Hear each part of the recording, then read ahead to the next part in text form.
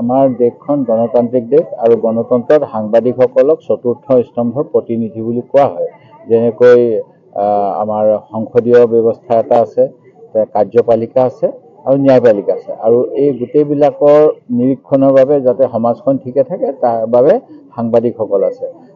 আৰু দ্বিতীয়তে আমাৰ দেশখনৰ সংবিধান অনুসৰি আমাৰ সকলোৰে প্ৰশ্ন সোধাৰ অধিকাৰ আছে। আমাৰ কিবা অসুবিধা দেখিলে সেই বিষয়ত প্ৰশ্ন কৰাৰ অসুবিধা আছে। এতিয়া এই মৌলিক অধিকাৰবিলাক খৰ্ব কৰিছে অসম কোঅপাৰেটিভ এপেক্স বেংকে। এই বেংকটোৰ ডাইৰেক্টৰ হৈ আছে অসমৰ মুখ্যমন্ত্ৰী ডক্টৰ হিমন্ত বিশ্ব শৰ্মা ডাঙৰীয়া।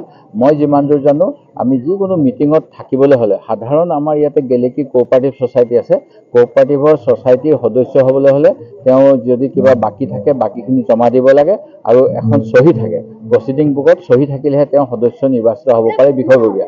মুখ্যমন্ত্ৰী মহোদয়ে তাত তেওঁৰ ক্ষমতা খটাই সভাত উপস্থিত নথকাকৈ বৰ্ডৰ ডাইৰেক্টৰ হৈছে, আৰু আমাৰ এজন সতীৰ্থ বিধায়ক তাত অধ্যক্ষ হৈছে।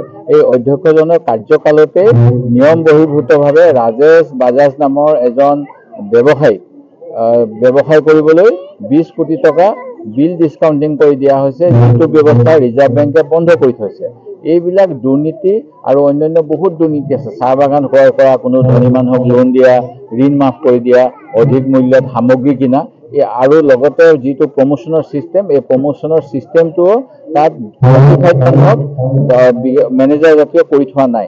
এই গোটেইবিলাকৰ তথ্য যেতিয়া সংগ্ৰহ কৰিবলৈ গৈছিল, তেতিয়া দিলৱাৰ হুছেইন মজুমদাৰক এনেকৈ কালি হাৰাশাস্তি কৰা হ'ল, আৰু এটা বিশেষ ধাৰাত তেওঁক অভিযুক্ত কৰা হ'ল যে তেখেতে জনজাতীয় লোকক অপমান কৰিছে।